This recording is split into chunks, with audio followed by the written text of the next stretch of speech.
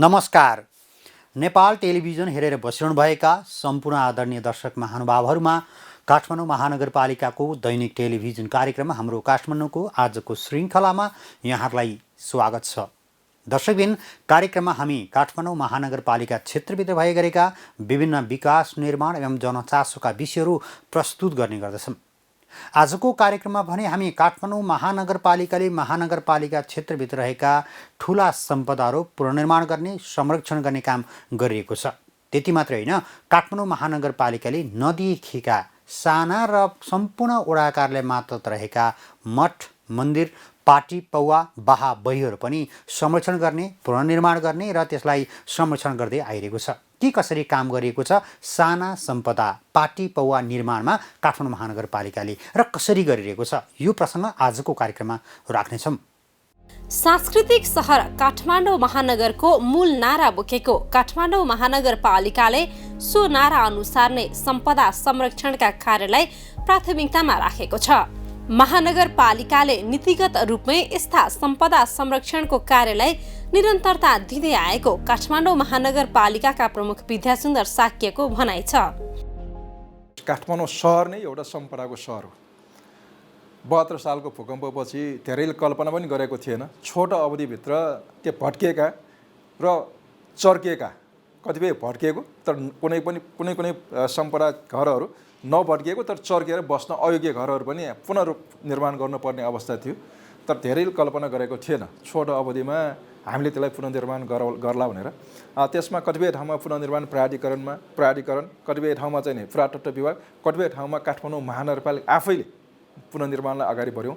यसरी सबैले मिलेर गर्दाखेरि छिटो गर्न सकिँदैछ, राम्रो गर्न सकिनेछ भन्दैछौँ भयो। र धेरै काम उहाँले चाहिँ ठुलो काम एउटा दुईवटा काम गऱ्यौँ भने हामीले चाहिँ सानातिना चोकमा रहेका 32वटा छर रहेका त्यो सम्पदाहरू पुनर्निर्माण गरेका छौँ। अहिले काठमाडौँवासीहरू यति उत्साहित छन् कि यो कार्यकाल स्वर्णकाल जस्तै हो। हामीले कल्पना गरेको भन्दा बढी काम भयो र राज्यले नै स्वामित्व लिएर यो सम्पदा पुनर्निर्माणमा पूर्ण रूपमा सहयोग गर्यो भनेर सम्पूर्ण महानगरवासीहरू खुसी रहेका पनि छन्। महानगरपालिकाका प्रमुख साक्यले सम्पदा संरक्षणलाई प्राथमिकतामा राखिएको बताउँदै गर्दा अहिले महानगर क्षेत्रमा सम्पदा पुनर्निर्माणले गति लिएको देख्न सकिन्छ।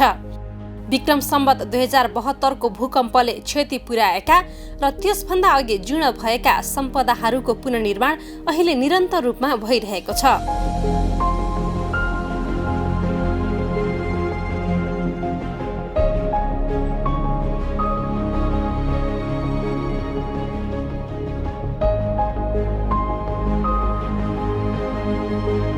ठुला तथा अन्तर्राष्ट्रिय स्तरका सम्पदा पुनर्निर्माणका क्रममा सबैले चासो लिएको साथै कतिपय सम्पदा पुनर्निर्माणका क्रममा कसरी कसले गर्ने भन्ने सम्बन्धमा विवाद समेत भएको अवस्था थियो।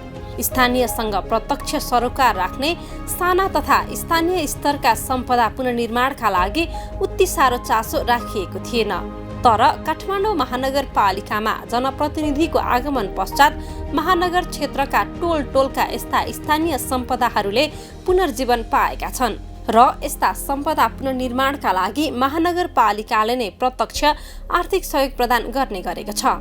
उपभोक्ता समितिको मोडलमा बनाइने यस्ता सम्पदाहरूमा महानगरपालिकाले कुल लागतको 90% लगानी सहयोग गरेको छ। सम्बन्धित गुठियारहरू आफैले लगानी जुटाएर पुनर्निर्माण गर्दा कतिपय अवस्थामा आर्थिक अभाव हुन सक्छ। त्यस्तै महानगरले टेन्डर प्रक्रियामा काम दिँदा छिटो सक्न त सकिन्छ, तर त्यसको गुणस्तरीयता र कलात्मकतामा भने प्रश्न उठ्न सक्छ। स्थानीय जनताले त्यसप्रति आफ्नो अपनत्व पनि खासै प्रकट गरेको पाइँदैन। तर स्थानीय जनताको सहभागितामा निर्माण गर्दा निर्माण कार्यमा स्थानीय जनता आफै जुट्ने र निर्माणपछि त्यसको संरक्षण र सम्वर्धन पनि उनीहरू आफैले गर्ने गर्छन्। त्यसैले पनि महानगरपालिकाले अधिक आर्थिक लगानी गरे पनि सम्पदा संरक्षण र त्यसको उचित प्रयोगका लागि सम्बन्धित पक्षलाई नै स्वामित्व हस्तान्तरण गरिँदै आएको महानगरका प्रमुख साक्य बताउनुहुन्छ। हामीले गुठियारलाई उत्साहित पनि गरेका छौँ। तपाईँ जसरी पुर्खा लागिरहेको छ तपाईँहरू पनि लाग्नुहोस्। आर्थिक समस्या हामी हुन दिँदैनौँ। तपाईँहरूको हरेक समस्याको सम्बोधन हामी गर्छौँ र हामीले हस्तक्षेप गर्दैनौँ। जसरी परम्परागत स्वतन्त्र रूपमा तपाईँले चलाइरहेको छ त्यसरी स्वतन्त्र रूपमा चलाउनुहोस्। तर त्यसको सञ्चालनमा कुनै समस्या भयो भने काठमाडौँ महानगरपालिका तपाईँहरूकै हो, तपाईँहरूकै साथमा छ। आवश्यक सहयोग हामी गर्छौँ भनेर उहाँलाई विश्वस्त पारेर गुठियारलाई नै अगाडि सारेर त्यो दुवै मूर्त अपूर्ण सम्पदा संरक्षणमा हामी लागिरहेछौँ। नगरका विभिन्न स्थानहरूमा परापूर्व कालदेखि अस्तित्वमा रहेका यस्ता सम्पदाहरू पनि राष्ट्रका अमूल्य सम्पत्ति नै हुन्। यिनको संरक्षण र सम्वर्धन हुन सके मात्र जात्रा पर्व लगायतका अमूर्त सम्पदाहरूले निरन्तरता पाउन सक्छन्। त्यसैले पनि राज्यले तिनमा लगानी गरेको र यस प्रकारको सहयोगले दीर्घकालीन प्रभाव पर्ने महानगरका प्रमुख शाक्यको भनाइ छ। हाम्रो पुर्खाले बढाएर गयो र धेरै जीर्ण भइसकेका थिए। कतिपय 72 सालको भूकम्पले क्षति भयो, त्यसलाई जगाउन हाम्रो परापूर्व कालमा त्यो सबै सम्पदाहरूको संरक्षणको लागि गुठीहरू पनि थिए, गुठियारहरू पनि थिए र त्यसको लागि सञ्चालनको लागि आय स्रोतको पनि व्यवस्था गरिएको थियो। तर त्यो बेलाको आय स्रोतलाई नढान्ने भइसकेपछि राज्यले लगानी नगर्ने हो भने त्यो सम्पदा पुनर्निर्माण गर्न नसक्ने, अमूर्त सम्पदाहरू पनि चलाउन नसक्ने अवस्थामा हामीले सोच्यौँ कि अब राज्यले नै लगानी गर्नुपर्छ। अब त्यो सम्पदा उहाँहरूको गुठियारको मात्र होइन, राज्यकै सम्पदा हो, राज्यले नै त्यसको स्वामित्व लिनुपर्छ भनेर हामीले सुरुदेखि नै अमूर्त सम्पदा र मूर्त सम्पदा दुवै सम्पदाको संरक्षणमा प्रशस्त बजेटको हामीले व्यवस्थापन गरेका छौँ। महानगरले यस्ता सम्पदा अन्तर्गत सम्पदा तथा पर्यटन विभागबाट मात्र गत आर्थिक वर्ष 2077-78 12वटा विहार र महाविहार साथै मन्दिरको पुनर्निर्माण सम्पन्न गरेको छ। यस्तै गरी 5वटा गुठीघर, आँगछे र त्वाछेको निर्माण सम्पन्न भएको छ। निर्माण सम्पन्न भएका सम्पदाहरूमा वडा नम्बर 12 ब्रह्मटोल स्थित कृष्ण पाटी, त्यस्तै वडा नम्बर 20 कोहिटी स्थित कृतिपुण्य महाविहार, वडा नम्बर 17 क्वाबहाल स्थित मैत्रीपुर महाविहार लगायतका छन्। यसै गरी वडा नम्बर 18 स्थित किलाघर तुवाखलको टोलघर पुनर्निर्माण सम्पन्न पश्चात उद्घाटन भएको छ। समृद्ध, सुरक्षित र जीवन्त सांस्कृतिक सहरको रूपमा महानगरलाई विकास गर्ने दीर्घकालीन सोच लिएको महानगरले चालु आर्थिक वर्षमा पनि सम्पदालाई उत्तिकै प्राथमिकतामा राखेको छ। दीर्घकालीन सोच पूरा गर्न महानगरले सम्पदामा आधारित पर्यटनलाई पनि एक आधारको रूपमा लिएको छ। यसै गरी चालु आर्थिक वर्षको नीतिमा महानगरले संस्कृति तथा सम्पदातर्फ ऐतिहासिक, धार्मिक, पुरातात्विक महत्त्वका टोल, बस्ती, मठ, मन्दिर, बहाल, बही, चुकननी, लाछी जस्ता मूर्त सम्पदाको संरक्षण गर्ने योजना अघि सारेको छ।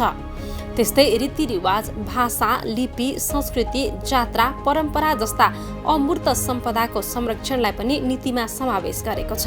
महानगरले संस्कृति तथा सम्पदा सम्वर्धन र संरक्षणका लागि विभिन्न 20वटा योजनाहरू नीति तथा कार्यक्रममा समावेश गरेको छ।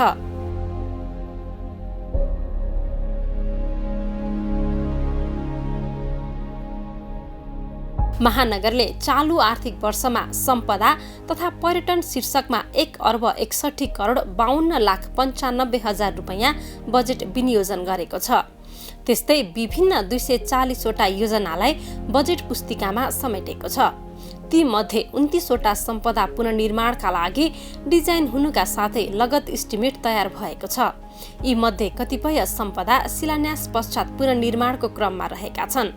वडा नम्बर 22 वटु स्थित वटु भद्रकाली मन्दिर पनि पुनर्निर्माणको क्रममा छ भने वडा नम्बर 27 अन्तर्गत ज्याठामा छ्वास लुबी नास पूजा खलको त्वाछे अर्थात् गुठीघर निर्माणका लागि शिलान्यास सम्पन्न भएको छ। यसै गरी वडा नम्बर 24 अन्तर्गत इन्द्रचोक स्थित श्री आकाश भैरवनाथ गुठीघर निर्माणका लागि शिलान्यास गरिएको छ।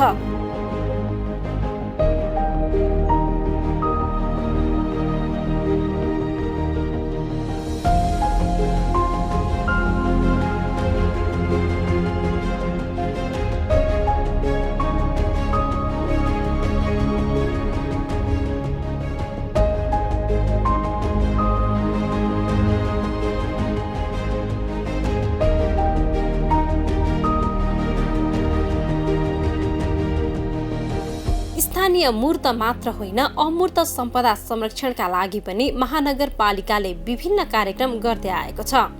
महानगरपालिकाले मातहतका ओडाबाट कार्यान्वयन हुने विभिन्न जात्रा पर्व सञ्चालनका लागि खर्च साथै महानेहरूको पारिश्रमिक एवं पूजा व्यवस्थापन खर्च उपलब्ध गराएको छ।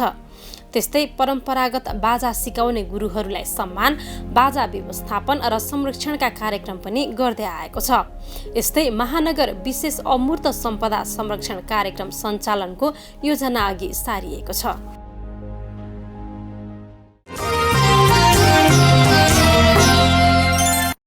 दर्शकबिन देखिने ठुला ठुला सम्पदा मठ मन्दिर मात्रै होइन, काठमाडौँ महानगरपालिकाले सहरभित्र रहेका काठमाडौँ महानगरपालिकाका 32वटै वडाभित्र रहेका पाटी पौवा बाहा बैहरू पनि संरक्षण गरिएको छ। क्षतिग्रस्त भएकालाई पुनर्निर्माण गरिएको छ। महानगरपालिका सम्पदै सम्पदाको सहरका रूपमा पनि चिनिएको छ। यहाँको संस्कृति सांस्कृतिक धरोहर र यहाँका जात्रा पर्वलाई जोगाउनु काठमाडौँ महानगरपालिकाको महत्त्वपूर्ण कार्य पनि हो। आजको कार्यक्रममा हामीले काठमाडौँ महानगरपालिकाले सम्पदा र साना साना बाहा बहीहरू कसरी संरक्षण गरिरहेको छ यो प्रसङ्ग राख्यौँ। आजको कार्यक्रमको निर्धारित समय सकिएको छ। भोलि पनि नयाँ विषय र प्रसङ्ग लिएर आउने नै छौँ। तबसम्मका लागि सम्पूर्ण टिमसहित म वैकुण्ठ भण्डारी बिदा चाहन्छु। काठमाडौँ महानगरपालिका क्षेत्रभित्रका गतिविधि समेटिएर तयार पारेको कार्यक्रम हाम्रो काठमाडौँ मात्र नेपाल टेलिभिजनमा हरेक दिन साँझ 6:25 बजे र पुनः प्रसारण बिहान 10 बजे हेर्न नबिर्सनुहोला। नमस्कार।